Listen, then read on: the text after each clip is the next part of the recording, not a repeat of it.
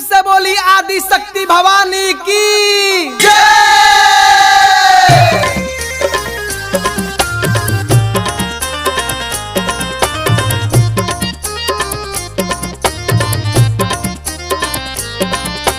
Music by Aditya.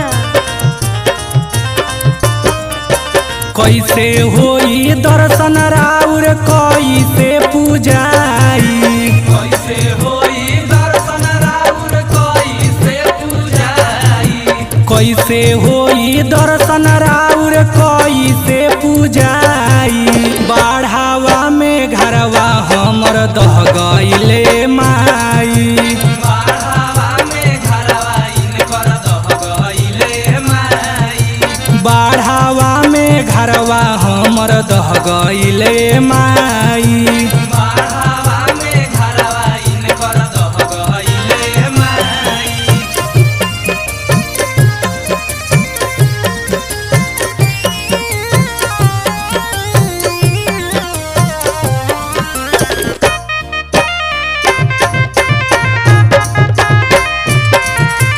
कुछौ ना बाचल मैया घर परिवार में, घर परिवार में हो, घर परिवार में। तू ही अब सहारा बारू सगरो साना सार में, सगरो साना सार में हो, सगरो साना सार में। खाए लानी वाला नइखे कैसे जियल जाई।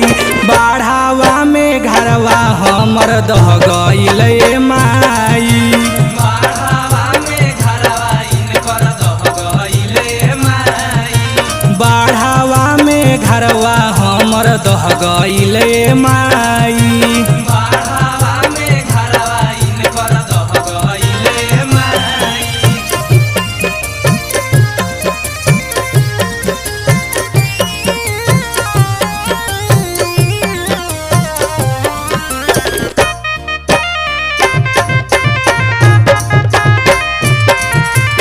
कहतारे रंजय मैया सुनी पुकार हो, सुनी पुकार मैया सुनी पुकार हो। सारा सेवकवा मैया करे लागोहार हो, करे लागोहार मैया करे लागोहार हो। बन गइली गंगा जी तना कसाई। बाढ़ावा में घरवा हमर दह गइले माई, बाढ़ावा में घरवा इनकर दह गइले माई, बाढ़ावा में घरवा हमर दह गइले माई, बाढ़ावा में घरवा इनकर दह गइले माई। साना रिकॉर्डिंग स्टूडियो पिपरा कोठी, पिपरा कोठी।